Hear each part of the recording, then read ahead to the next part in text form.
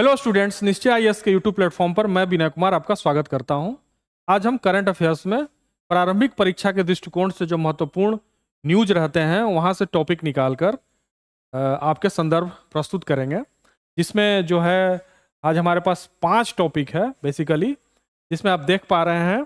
पहला जो टॉपिक है नगोबा जतरा, एक त्यौहार है, उसके बारे में हम चर्चा करेंगे और उससे संबंधित एक क्वेश्चंस भी हम सॉल्व करेंगे। ठीक है, उसी प्रकार जो है दूसरा है केंद्रीय प्रदूषण नियंत्रण बोर्ड, अभी चर्चा में रहा है, हाल फिलहाल क्यों चर्चा में रहा है, इसके प्रावधान को भी देखेंगे और इसका जो रोल है और ये कहाँ से शक्ति ग्रहण करता है उसके बारे में भी देखेंगे और इससे संबंधित भी एक क्वेश्चंस को हम देखेंगे। इसके अलावा लेजिम नृत्य है, अभी इस पे विवाद है, उस विवाद को भी देखेंगे, क्यों विवाद में रहा और लेजिम नृत्य से संबंधित महत्वपूर्ण तथ्य को देखेंगे कि कहाँ किस राज्य से संबंधित है और क्यों किया जाता है, और इसका ऐतिहासिक संदर्भ भी देखेंगे। ठीक है, उसके अलावा जो चौथा है ऑर्गेनोफॉस्फेट, जो एक केमिकल है, ठीक है, इसके बारे में हम जानेंगे कि क्या है ये और क्यों चर्चा में है। इसके अलावा हवाई अड्डा आर्थिक विनियामक प्राधिकरण भी चर्चा में भी रहा है, इसलिए इसको भी हमने शामिल किया है। इन 5 टॉपिक को तो हम देखेंगे ही, इस 5 टॉपिक से रिलेटेड एक एक क्वेश्चन भी देखेंगे जो प्रारंभिक परीक्षा के दृष्टिगत को रखते हुए बनाया गया है, मतलब वो पीटी ओरिएंटेड क्वेश्चन होंगे। ठीक है, तो हम पहला टॉपिक शुरू करते हैं। पहला टॉपिक है, जैसा कि आप शुरू में ही मैं बता दिया, नगोबा जतरा। नगोबा जतरा क्या है?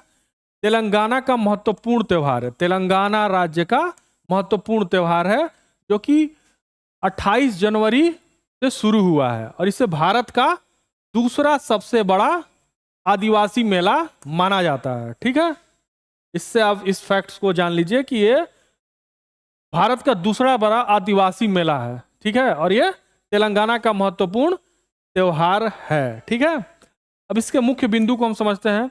नगोबा जतरा तेलंगाना के केसलापुर गांव में गोंड आदिवासी के मेसराम कबीले द्वारा मनाया जाने वाला एक महत्वपूर्ण आदिवासी त्यौहार है। ठीक है, ये फैक्चुअल इंफॉर्मेशन है, ये पूछा जा सकता है। ठीक है, प्रारंभिक परीक्षा में खासकर राज्य सिविल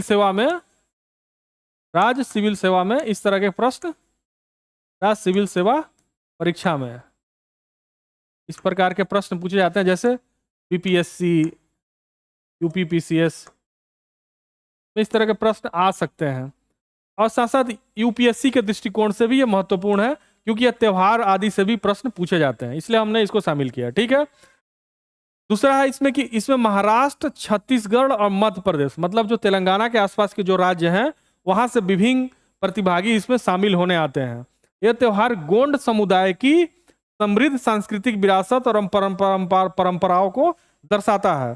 ठीक है, जो गोंड समुदाय की समृद्ध परंपरा है, समृद्ध विरासत है, इस त्यौहार के माध्यम से दर्शाया जाता है। ठीक है, जैसा कि अमूमन होता भी है कि कोई भी जनजाति या कोई भी जाति जो है अपने त्यौहार के माध्यम से ही अपने समृद्ध संस्कृति और विरासत को दर्शाना पसंद करती है या दर्शाती है। ठीक है, तो ऐसी ही परंपरा इस गोंड प्रजाति में भी या गोंड जनजाति में भी पाई जाती है। ठीक है, उसी प्रकार नगोबा जतरा नाग देवता, मतलब इसमें जिस देवता की पूजा की जाती है वो नाग देवता की पूजा की जाती है, मतलब इनको समर्पित है। ठीक है, मतलब उसी प्रकार समर्पित है या पूजा की जाती है। ठीक है, यह आयोजन आदिवासियों और प्रकृति के बीच संबंध को मजबूत करता है। अब आप ये समझ सकते हैं कि पहले से ही प्रकृति यानी नेचर के प्रति ये कितने अवेयर हैं। आज से तो ये त्यौहार शुरू नहीं हुआ होगा, त्यौहार शुरू हुए सैकड़ों वर्ष हुआ होगा, तो ये प्रकृति के प्रति जो इनका जो कर्तव्य है, उस कर्तव्य को इस त्यौहार के माध्यम से मनाते हैं और मजबूत करने का प्रयास करते हैं। आज भले ही हम ये चर्चा कर रहे हैं पर्यावरण जो परिवर्तनशील हो रहा है, इन्वायरमेंटल चेंजेज आ रहे हैं, इन्वायरमेंटल चैलेंजेज आ रहे हैं, तो हम प्रकृति के प्रति, अपने कर्तव्यों के प्रति जरूर कुछ जागरूक हो रहे हैं या जागरूक होने का प्रयास कर रहे हैं। लेकिन ये पहले से ही इस तरह का काम इन जातियों में या इन जनजातियों में पाया जाता रहा है। ठीक है, जो कि इस पूजा या त्यौहार के माध्यम से व्यक्त करते हैं। ठीक है, यह त्यौहार गोंडों के बीच पारंपरिक रीति रिवाजों और सामूहिक पहचान को मजबूत करता है। ठीक है, पारंपरिक रीति रिवाज तो है ही है, सामूहिक पहचान मतलब कॉलेक्टिव आइडेंटिटी, मतलब कि हम एक समूह हैं और इस समूह की पहचान इस त्योहार के माध्यम से व्यक्त होता है, जहां हम जो है अलग अलग वर्गों में बटे जा रहे हैं, अलग अलग समुदायों को बांट रहे हैं, लेकिन ये अपने सामूहिक पहचान को बनाए रखने का प्रयास करते हैं। इसका मतलब ये पहले से ही इस तरह के थिंकिंग को डेवलप किए हुए हैं, जो कि एक समाज के लिए महत्वपूर्ण माना जाता है। ठीक है, अब देखिए अनुष्ठान एवं समारोह देखते हैं। त्योहार की शुरुआत बरौली प्रतिष्ठा से होती है, बरौली प्रतिष्ठा से होती है, जिसमें देवता के लिए मिट्टी का एक टीला बनाया जाता है, मिट्टी का एक टीला। जैसा कि आप एंशियंट हिस्ट्री भी पढ़ेंगे तो उसमें भी आपको जो है किसी को किसी को सम्मान देना हो, किसी के बारे में समर्पण देना हो, तो मिट्टी की टीला बनाने की प्रथा पाई जाती रही है। तो वो भी जो है बरौली प्रतिष्ठा के माध्यम से देवता का एक मिट्टी का टीला बनाते हैं, जहां से ये इस पूजा की या इस त्योहार की शुरुआत होती है। इसके बाद श्री नगोबा महापूजा होती है, जो त्योहार की आधिकारिक शुरुआत को चिन्हित करती है। तीर्थयात्री गोदावरी नदी से पवित्र जल लाते हैं, जिसका उपयोग पूरे आयोजन में विभिन्न अनुष्ठानों में किया जाता है। ठीक है, जैसा कि भारत में नदी का जो दर्जा है, देवी माना जाता है, नदियों को देवी स्वरूप माना जाता है, जैसे गंगा है, यमुना है, गोदावरी है। इन सब नदियों को हमारे परंपरा में एक देवी का स्थान है और उनके जल को पवित्र माना जाता है। तो एक उनके जो इसी तरह से ठीक इसी प्रकार से इस त्योहार में भी गोदावरी नदी के पवित्र जल से आगे के पूजा और प्रतिष्ठान को संपन्न किया जाता है। मतलब इस पूजा में या इस त्योहार में जो भी जल का उपयोग हुआ, इस नदी के से जल लेकर ही उपयोग होगा। ठीक है, सामुदायिक भागीदारी, जैसा कि शुरू में ही बताया कि ये एक कम्युनिटी की भावना से प्रेरित एक त्योहार है। ठीक है, जतरा में हजारों लोग शामिल होते हैं। मेष राम कबीले के बुजुर्ग इस अनुष्ठान में अहम भूमिका निभाते हैं। वे भेटिंग समारोह करते हैं, भेटिंग समारोह समझ लीजिए, भेटिंग समारोह करते हैं जिसमें नई दुल्हनों को कबीले से मिलवाया जाता है। मतलब कि जो इनकी नई दुल्हनी है, जिनके मतलब जिस लड़के की शादी हुई है, जिस लड़के की नई दुल्हन आई है, उस दुल्हन से कबीले से मिलवाया जाता है ताकि परिचित हो जाए। ठीक है, तो आप अपने आप में सोच समझ सकते हैं कि ये कितना जो है, जो गोंड जनजाति है अपने आप में कितना मॉडर्न है, कि महिलाओं को भी वो समाज से या अपना जो इनका समाज है उसमें भागीदारी सुनिश्चित करते हैं इसके माध्यम से। उसके लिए उन्होंने एक भेटिंग नाम का जो है एक परंपरा विकसित किया है इस त्योहार के अंतर्गत ही। ठीक है, यह प्रक्रिया समुदाय में उनकी स्वीकृति और उनके देवता से जुड़ाव को सुनिश्चित करती है। मतलब जैसे मान लीजिए कि हम अभी महिला सशक्तिकरण की बात करते हैं, तो महिला सशक्तिकरण क्या है? महिला सशक्तिकरण से माध्यम से हम समाज में महिलाओं की भागीदारी को सुनिश्चित करने का प्रयास करते हैं। ठीक उसी प्रकार से इस परंपरा में इस भेटिंग के माध्यम से जो है महिलाओं की अहम भूमिका को समुदाय में सुनिश्चित कराने के लिए ये परंपरा को विकसित किए हैं ये जनजाति। ठीक है, गोंड कौन है? अब ये भी जान लीजिए कि गोंड कौन है। ठीक है, गोंड भारत के सबसे बड़े आदिवासी समूहों में से हैं। ये मध्य प्रदेश, छत्तीसगढ़, महाराष्ट्र, आंध्र प्रदेश, तेलंगाना, बिहार, उड़ीसा, उत्तर प्रदेश में सामान्यतः रहते हैं। ठीक है, या वहां के निवासी हैं। ठीक है, इनकी भाषा गोंडी है जो कि तेलुगु से संबंधित है। इनकी भाषा क्या है? गोंडी है। 2001 की जनगणना के अनुसार उनकी जनसंख्या 11 मिलियन थी। ये 1971 में 5.1 मिलियन थी। इसका मतलब कि 1971 से 2001 के बीच में इनकी आबादी बढ़ी है। ठीक है, मतलब लगभग 50 लाख थी, 50 लाख थी 1971 में। 2001 में क्या हो गई? बढ़ के 2001 में हो गई 11 मिलियन, मतलब 1 करोड़ 10 लाख, 1.10 करोड़, मतलब 1.10 करोड़ मतलब 1 करोड़ 10 लाख। इसकी आबादी क्या है? 1971 से लेकर 2001 तक, यानी 30 वर्षों में लगभग दोगुनी से थोड़ी सी ज्यादा हो गई। अभी 2011 का हमारे पास आंकड़ा नहीं है, क्योंकि हाल ही में जो जनगणना हुआ 2011 में हुआ। 2011 के बाद जनगणना हुआ नहीं है, क्योंकि बीच में कोविड आ गया था, जिस वजह से जनगणना आगे एक्सटेंड होता गया, अभी तक नहीं हुआ। लेकिन 2011 की जनगणना अभी हमारे इसके बारे में ऑफिशियल नहीं है, लेकिन 2001 की जनगणना के अनुसार से भी अगर हम अनुमान लगाते हैं तो आज के हिसाब से वो करीब 1.5 करोड़ के आसपास इनकी आबादी होगी। एक मोटा मोटा अनुमान लगाया जाए जो वृद्धि दर इनका है उस हिसाब से, ठीक है। पहला गोंड साम्राज्य जो है चंदा 1200 ईस्वी में स्थापित किया गया था, ठीक है। यह फैक्चुअल जानकारी है कि पहला गोंड साम्राज्य कौन था? चंदा था, जिसकी स्थापना 1200 ईस्वी में की गई थी, ठीक है। मराठों ने तीसरे आंग्ल मराठा युद्ध तक गोंड क्षेत्र कौन है? पूर्वी मध्य प्रदेश से पश्चिमी उड़ीसा तक, ठीक है। मतलब पूर्वी मध्य प्रदेश से पश्चिमी उड़ीसा तक विस्तार था, साथ ही उत्तरी आंध्र प्रदेश से उत्तर प्रदेश के दक्षिणी पूर्वी तक इसका विस्तार था, ठीक है।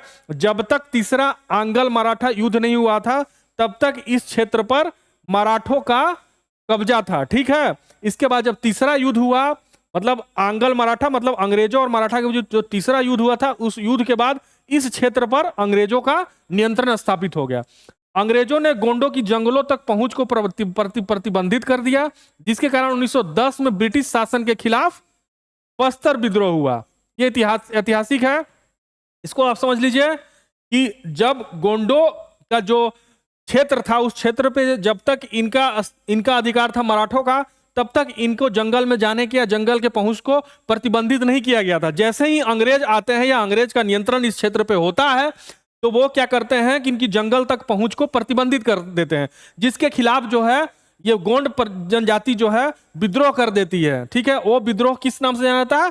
बस्तर विद्रोह के नाम से, जो कि 1910 में हुआ था, ठीक है। अब देखिए इससे संबंधित एक क्वेश्चन हम लोग देख लेते हैं। क्वेश्चन हमारा क्या है? नगोबा जतरा तेलंगाना गोंड आदिवासी मेश्राम कबीले द्वारा मनाया जाने वाला एक महत्वपूर्ण आदिवासी त्योहार है। मतलब यह कथन सत्य है, ठीक है। दूसरा है गोंड जनजाति की भाषा गोंडी है जो तेलुगु से संबंधित है। मतलब दोनों कथन है, जैसा कि क्वेश्चन में भी कहा जा रहा है कि उपरोक्त कथनों में से कौन सा से कथन सत्य है, ठीक है। ये हमारा दोनों कथन सत्य है, इसलिए इसका आंसर सी होगा, ठीक है। आपने क्वेश्चंस भी देख लिया और इस क्वेश्चंस वहीं से है, टॉपिक सही है, टॉपिक में ये दोनों तथ्य आया, ये दोनों तथ्य सही है, इसलिए आंसर सी हो जाएगा, ठीक है। अब हम लोग समझते हैं केंद्रीय प्रदूषण नियंत्रण बोर्ड क्या है। जैसा कि नाम से ही है कि ये प्रदूषण का नियंत्रण करने के लिए एक संगठन है, ठीक है। लेकिन हम लोग फिर भी इसको समझते हैं केंद्रीय प्रदूषण नियंत्रण बोर्ड यानी central pollution control board CPCB ने राष्ट्रीय हरित अधिकरण यानी नेशनल ग्रीन ट्रिब्यूनल को बताया है कि 12 राज्यों और 2 केंद्र शासित प्रदेशों में 2228 रिक्तियों में से अब तक केवल 167 पद ही भरे गए। इनमें इससे पहले एनजीटी मतलब नेशनल ग्रीन ट्रिब्यूनल ने अप्रैल के अंत तक देश भर के प्रदूषण नियंत्रण बोर्डों में रिक्त पदों को भरने का आदेश दिया था। मतलब आदेश देने के बाद भी ये स्थिति है कि जितने प्रदूषण नियंत्रण बोर्ड के ऑफिस हैं उनमें कितना पद रिक्त था? 2228। भरे कितने गए? 167 पद। तो ये कहीं ना कहीं हमारी शासन की दक्षता पे प्रश्न चिन्ह लगाता है कि शासन या फिर गवर्नेंस किस तरीके से काम कर रहा है कि सही तरीके से भर्ती ही नहीं हो पा रहा है, जबकि एनजीटी ने आदेश दिया है, ठीक है। तो खैर ये कमी है, उस कमी पे हम नहीं जाएंगे। हम देखेंगे कि केंद्रीय प्रदूषण नियंत्रण बोर्ड क्या है और इसके बारे में कुछ फैक्चुअल इंफॉर्मेशन हम जानते हैं।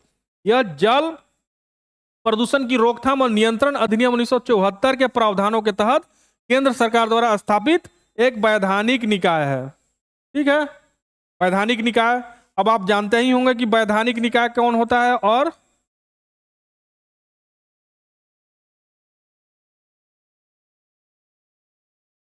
वैधानिक निकाय और संवैधानिक निकाय नाम से बहुत लोग कंफ्यूज हो जाते हैं, लेकिन मैं यहां समझाना उचित समझता हूं कि अगर आप सिविल सर्विसेज की तैयारी कर रहे हैं तो आपको यहां चूंकि आ गया है कि वैधानिक निकाय है, इसलिए मैं आपको बता देना उचित समझता हूं कि वैधानिक निकाय और संवैधानिक निकाय क्या होता है। अक्सर ये प्रश्न सिविल सर्विसेज के प्रारंभिक परीक्षा में या मुख्य परीक्षा के दृष्टिकोण से भी ये महत्वपूर्ण है और वैसे भी आपको ये टर्म जानना चाहिए अगर आप सिविल सर्विसेज की तैयारी कर रहे हो या स्टूडेंट हो, ठीक है।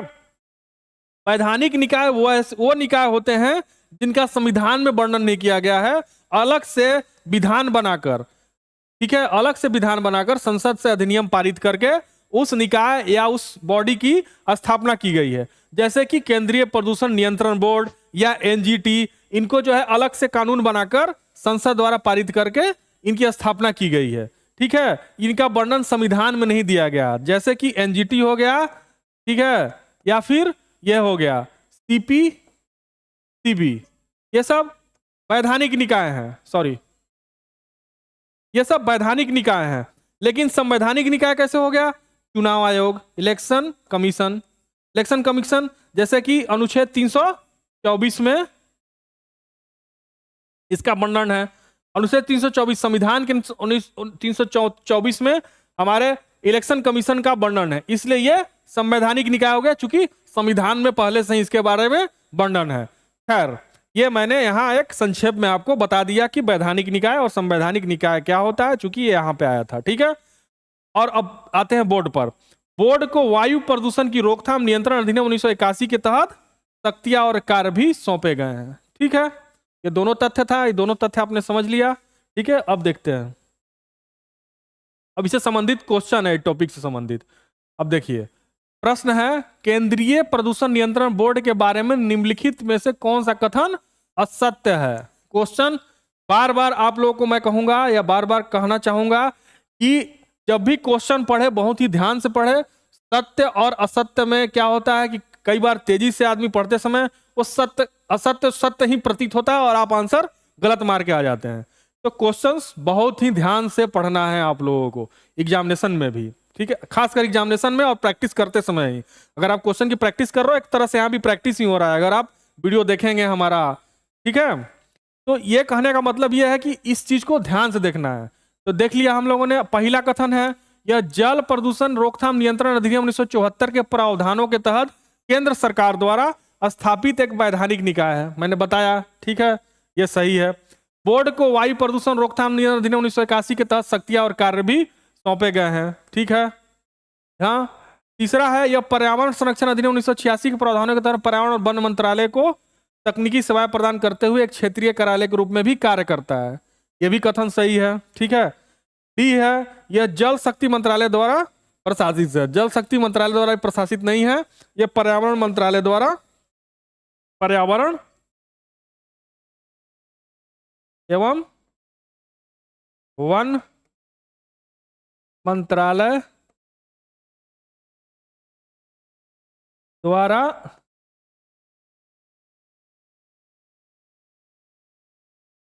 प्रशासित। इसलिए कथन जो है डी गलत हो जाएगा, इसका आंसर डी ही होगा क्योंकि असत्य है डी। ठीक है, अगला हम पढ़ते हैं अगले टॉपिक पे। हमारा तीसरा टॉपिक है लेजिम नृत्य। अब आप लेजिम नृत्य का ये आप देख पा रहे होंगे, ये वाद्य यंत्र लेकर नर्तकी लोग नृत्य कर रहे हैं। इसी वाद्य यंत्र के नाम पर इस नृत्य का नाम लेजिम पड़ा, ये लेजिम ही है, ये जो वाद्य यंत्र लेके डांस कर रहे हैं लोग। ठीक है, अब शायद वीडियो में भी आपको ये दिखेगा अगर ध्यान से देखेंगे तो। खैर, शुरू करते हैं।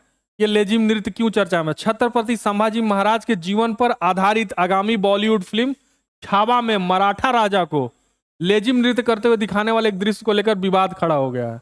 मतलब एक विवाद हो गया है, एक छावा नाम की फिल्म आ रही है, उस फिल्म जो है संभाजी महाराज पे आधारित है, और जो उसमें कैरेक्टर जो प्ले किया है हीरो, वो ये नृत्य करते हुए दृश्य दिखा दिया गया है, जिसपे वहां विवाद उत्पन्न हो गया।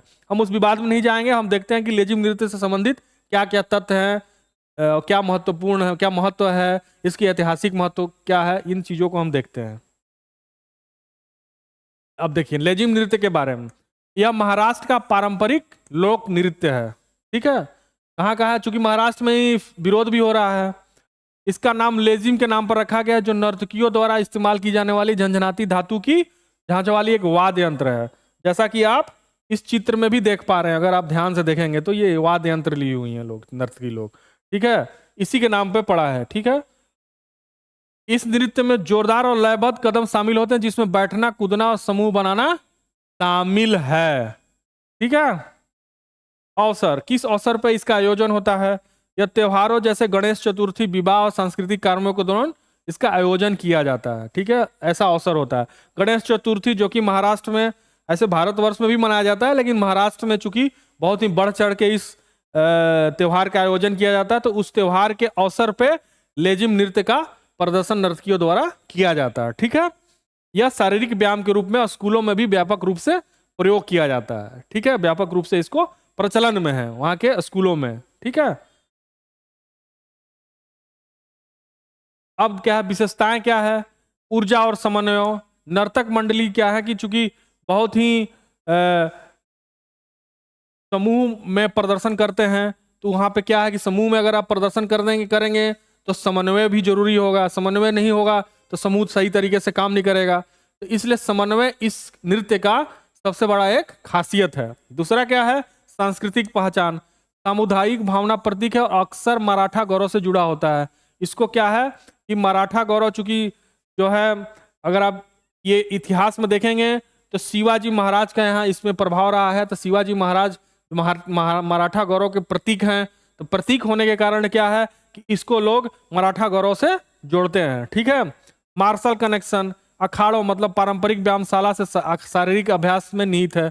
इसको एक व्यायाम के तौर पे भी, जो वहाँ के अखाड़े हैं महाराष्ट्र में, वहां पे भी इसको व्यायाम के तौर पे भी इसको करते हैं, अभ्यास के तौर पे करते हैं। ठीक है, ऐतिहासिक महत्व, जैसा कि मैं बताया कि ये शिवाजी महाराज का प्रभाव था। उनके शासनकाल के दौरान सैनिकों के बीच फिटनेस और अनुशासन बनाए रखने के लिए एक सैन्य अभ्यास के रूप में इसे बढ़ावा दिया गया। शुरू में इसको जो है सैन्य अभ्यास के रूप में बढ़ावा दिया गया था, ताकि सैनिक जो है फिट रहे और उनमें एक अनुशासन बना रहे। इसलिए इसका ऐतिहासिक महत्व है, चूंकि शिवाजी महाराज ने इसको अपने शासन में इसको लागू किया था या शुरू किया था। ठीक है, अब इससे संबंधित हम क्वेश्चन देखते हैं। निम्न कथनों पर विचार कीजिए। पहला कथन है, लेजिम नृत्य महाराष्ट्र का पारंपरिक लोक नृत्य है। हम लोगों ने देखा टॉपिक करते समय, ये कथन सही है। दूसरा है, इसका नाम लेजिम के नाम पर रखा गया, जो नर्तकियों द्वारा इस्तेमाल की जाने वाली झंझनाती धातु की झांझों वाली एक वाद्य यंत्र है। उपरोक्त कथनों में से कौन सा कथन सत्य है? ठीक है, दोनों कथन सत्य है, इसलिए इसका आंसर सी होगा। आप देख पा रहे होंगे। ठीक है, आगे बढ़े। इसका आंसर सी। आर्गोनोफास्फेट जो हमारा चौथा टॉपिक है। ठीक है, हाल ही में जम्मू कश्मीर के बड्डल गांव के मरीजों द्वारा इलाज कर रहे डॉक्टरों ने कहा कि गांव में दहशत फैलाने वाली 17 मौतों के पीछे आर्गोनोफास्फेट का हो सकता है। आर्गोनोफास्फेट वहां प्रयोग किया गया होगा, जो कि एक जिसकी वजह से लोग मर गए हैं या अचानक जिनकी मृत्यु हो गई है, तो इसको कारक बताया गया है। अब समझते हैं कि ऑर्गेनोफॉस्फेट है क्या बेसिकली। ठीक है, ऑर्गेनोफॉस्फेट फॉस्फोरिक एसिड और अल्कोहल से युक्त एस्टरिफिकेशन प्रक्रिया के माध्यम से निर्मित रासायनिक यौगिक है। ठीक है, ये जान लीजिए, ये रासायनिक यौगिक है। इसके माध्यम से एस्टरिफिकेशन एक रासायनिक अभिक्रिया है जिसमें अल्कोहल और एसिड जैसे दो अभिकारक मिलकर अभिक्रिया उत्पादन के रूप में एस्टर बनाते हैं। स्पष्ट है, समझ पा रहे होंगे आप लोग। समान अनुप्रयोग कहां कहां होता है इसका, आप ये देख लीजिए। समान अनुप्रयोग में कीटनाशक के तौर पे इसका उपयोग होता है। खेत में जैसे कीड़े हो जाते हैं या उनको मारने के लिए, ताकि फसल का कम से कम नुकसान हो, तो वहां पे इसका छिड़काव होता होगा, तो उससे कीड़े मर जाते हैं। व्यापक रूप से इसका उपयोग होता है कृषि में। ठीक है, खरपतवार नियंत्रण के लिए भी, जो खेत में खरपतवार हो जाते हैं वहां नियंत्रण के लिए। रासायनिक युद्ध इसको इसलिए कहा जा रहा है क्योंकि यह जो है तंत्रिका तंत्र को नियोजित कर सकता है। ठीक है, और जिसके कारण जो है उसको बाधित भी कर सकता है। बाधित करने से जो होता क्या है कि पक्षाघात हो सकता है या अचानक मृत्यु हो सकती है, जो कि यही कारण माना गया है कि ये तंत्रिका पे वो अटैक किया होगा। मनुष्यों जो 17-18 मरे हैं, वो प्राथमिक कारण यही मान रहे हैं कि जिसके कारण जो तंत्रिका तंत्र पे ये एक तरीके से नियोजित कर लिया होगा, और नियोजित करने के बाद तंत्रिका के संकेतों को बाधित कर दिया होगा। ठीक है, औद्योगिक उपयोग में क्या है कि प्लास्टिक सॉल्वेंट्स और अन्य रसायनों के निर्माण में इसका उपयोग किया जाता है। ये फैक्चुअल जानकारी है, इसको आप जान लीजिए, इसका कहाँ कहाँ सामान्यतः उपयोग होता है और क्यों खतरनाक है। खतरनाक ये है इसलिए है कि ये तंत्रिका संकेतों के संचार को भी नियंत्रित कर सकता है, तो कहीं ना कहीं ये खतरनाक भी है। तो इसलिए इसके अनुप्रयोग को ध्यान में रखकर अनुप्रयोग किया जाना चाहिए। ठीक है, हम उस पर नहीं जाएंगे कि इसका प्रयोग पे क्या प्रश्न चिन्ह है क्या नहीं। हम बेसिकली ये है क्या इसके बारे में जानना चाह रहे हैं, इसके इसके फैक्चुअल इंफॉर्मेशन को जानना चाह रहे हैं। ठीक है, अब इससे संबंधित क्वेश्चन देख लीजिए। ऑर्गेनोफॉस्फेट, ऑर्गेनोफॉस्फेट फास्फोरिक एसिड और अल्कोहल से युक्त एस्टेरिफिकेशन प्रक्रिया के माध्यम से निर्मित रासायनिक यौगिक है। ठीक है, पहला कथन है। दूसरा है प्लास्टिक सॉल्वेंट्स और अन्य रसायनों के निर्माण में ऑर्गेनोफॉस्फेट का उपयोग किया जाता है। दोनों कथन सही है। ठीक है, दोनों कथन सही है, इसलिए आंसर सी होगा। हमने पढ़ते समय भी इसको देखा, ये दोनों कथन हमारा सही है, इसलिए उत्तर सी होगा। पांचवा हमारा टॉपिक है हवाई अड्डा आर्थिक विनियामक प्राधिकरण। ठीक है, अभी आप देखे होंगे कि हम कुछ संस्थाओं को शामिल कर रहे हैं, ऐसी संस्थाएं जो चर्चा में रही हैं। यूपीएससी भी इन संस्थाओं से रिलेटेड क्वेश्चंस पूछता रहा है पिछले वर्षों में, इसलिए हम जो है या हम लोग का प्रयास रहता है कि करंट अफेयर्स की क्लास में इन संस्थाओं से रिलेटेड, खासकर पीटी से रिलेटेड जो करंट अफेयर्स है वहाँ पे हम इसको शामिल करें। इन संस्थाओं का क्या रोल है, इन संस्थाओं का क्या ऐतिहासिक महत्व है, ये संस्थाएं कहाँ से पावर प्राप्त करती हैं, इन संस्थाओं का क्या कर्तव्य निर्धारित किया गया है भारत के संविधान में या विधान में। ठीक है, तो वो सब सारी चीज़ों को दृष्टिगत रखते हुए हम जो भी टॉपिक चर्चा में रहता है उसको हम लोग जरूर शामिल करते हैं उन संस्थाओं को। ठीक है, तो हम देखते हैं हवाई अड्डा आर्थिक विनियामक प्राधिकरण। ठीक है, समाचार, क्यों समाचार में रहा? संसद की लोक लेखा समिति यानी पब्लिक अकाउंट कमेटी हवाई अड्डा आर्थिक विनियामक प्राधिकरण यानी एयरपोर्ट इकोनॉमिक रेगुलेटरी अथॉरिटी, ठीक है, से उपयोगकर्ता विकास शुल्क की गणना के तरीके पर विस्तृत जवाब मांगा है। ठीक है, ये आप समझ लीजिए कि जवाब मांगा है किस प्रकार से गणना होता है। तो हमारा चूंकि जो है ध्यान इस पे है कि हवाई अड्डा आर्थिक विनियामक प्राधिकरण क्या है और कैसे कार्य करता है। ठीक है, तो यह भारतीय विमानपत्तन आर्थिक विनियामक प्राधिकरण अधिनियम 2008 के प्रावधानों के तहत स्थापित एक वैधानिक निकाय है। अब वैधानिक संवैधानिक निकाय यहाँ बताना नहीं होगा, चूंकि आपको शुरू में ही मैंने बता दिया था कि क्या है। ये यहाँ के इस अधिनियम के तहत स्थापित एक वैधानिक निकाय है। यह अधिनियम कौन सा है?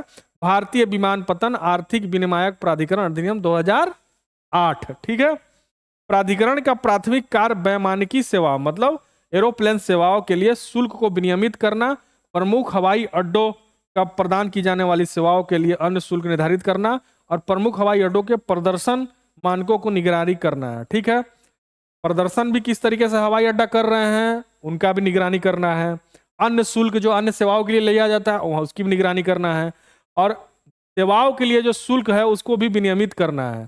ठीक है, इसका रोल बहुत ही महत्वपूर्ण है इसका मतलब। ठीक है, लेकिन अब अगर यहाँ एक सवाल मैं इसलिए उठाना चाहूंगा कि अगर ये संस्था है, अगर ये शुल्क लगा रही है, शुल्क को विनियमित करती है, तो इसको जो फेयर सिस्टम है हवाई जहाज का फेयर सिस्टम उसको जरूर ध्यान में रखना चाहिए। ठीक है, फेयर सिस्टम जो है जस्टिफाइड नहीं है आज के समय में। अगर आज का अगर आप क्या नाम है कि टिकट कटाते हैं, जैसे कि अभी जो है इलाहाबाद या प्रयागराज में जो वो चल रहा है कुंभ मेला जो चल रहा है, अर्ध कुंभ महाकुंभ जो चल रहा है, उसमें अगर आप टिकट लेने जाते हैं तो अभी 25 से 30 हज़ार सेम डे में मिल रहा है। तो इस तरह का जो अनजस्टिफाइड जो फेयर है उस पर जरूर नियंत्रण लगाना चाहिए, क्योंकि 25 से 30 हज़ार में तो आप लंदन पहुंच जाओगे।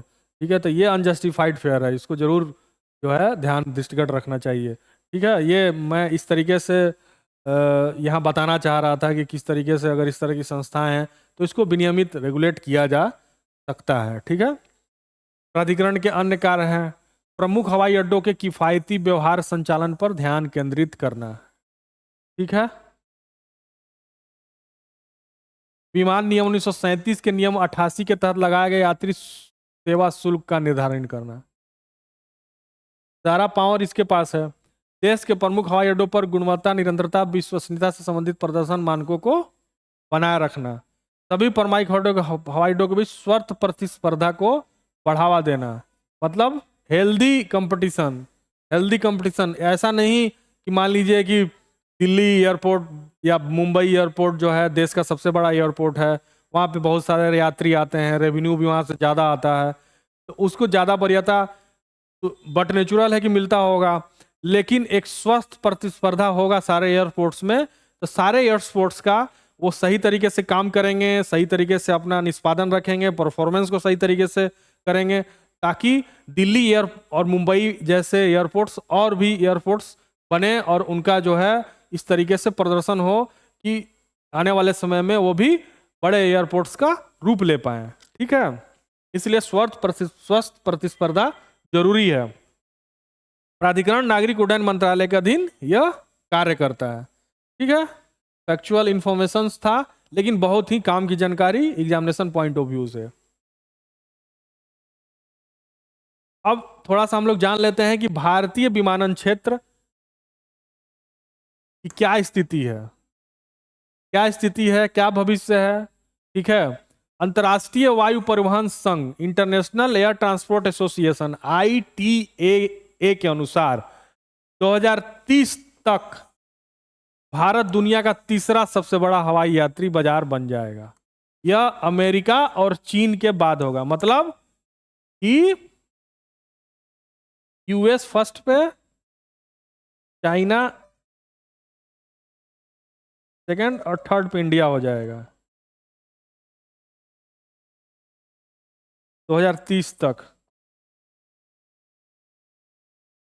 ये बहुत बड़ी उपलब्धि तो है ही है भारत के लिए, लेकिन इसके साथ साथ चुनौतियां भी आएंगी, उन चुनौतियों से भी पार पाना होगा भारत को। ठीक है, ये बहुत बड़ा इसमें अब भाई जाहिर सी बात है कि 2030 तक इंडिया जो है हवाई यात्री बाजार थर्ड बनेगा, तो इस क्षेत्र में बहुत सारे रोजगार भी आएंगे, नए नए अवसर भी पैदा होंगे। तो ये भारतीय अर्थव्यवस्था के लिए नो डाउट एक अच्छा साइन है। ठीक है, अभी देखिए देश में चालू हवाई अड्डों की संख्या कितनी है, 2014 में 74 से बढ़कर 2024 में 157 हो गई है। इसका मतलब हमारा ग्रोथ रेट भी बहुत अच्छा है। ठीक है, और इसको जो है 2047 तक, जब देश को आजाद हुए 100 वर्ष हो जाएगा, उस समय तक 300 350 से 400 तक बढ़ाने का लक्ष्य रखा गया है। इस हिसाब से पिछले 10 वर्षों में ग्रोथ हुआ है। हो सकता है या बहुत हद तक संभव भी है कि हम इस लक्ष्य को प्राप्त कर लें।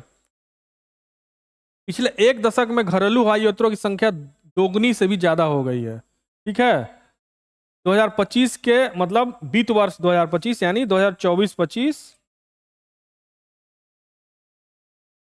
वित्त वर्ष 2024-25 के सितंबर 2024 तक के दौरान अंतर्राष्ट्रीय और घरेलू यात्री यातायात 196.9 मिलियन रहा।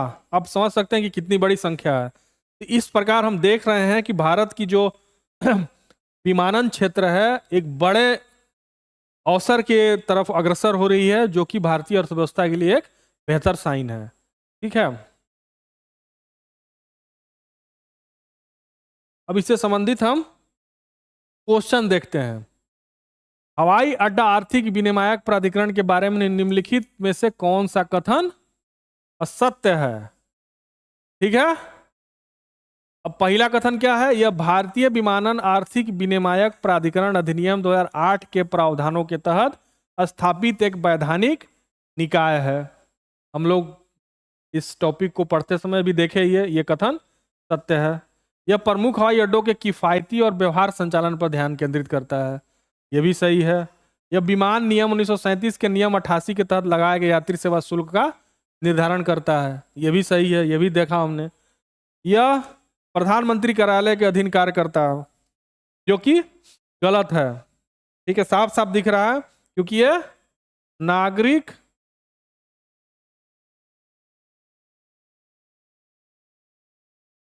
उड्डयन मंत्रालय के तहत कार्य करता है। ठीक है,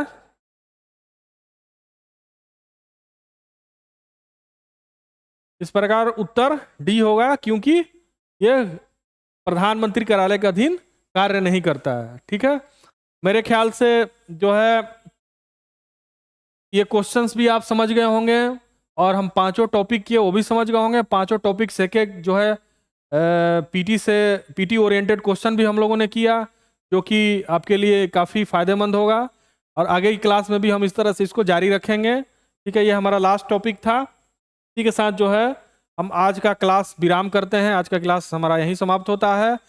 आगे हम नए टॉपिक और नए क्वेश्चंस के साथ आपसे मिलेंगे। तब तक के लिए धन्यवाद। Thank you so much.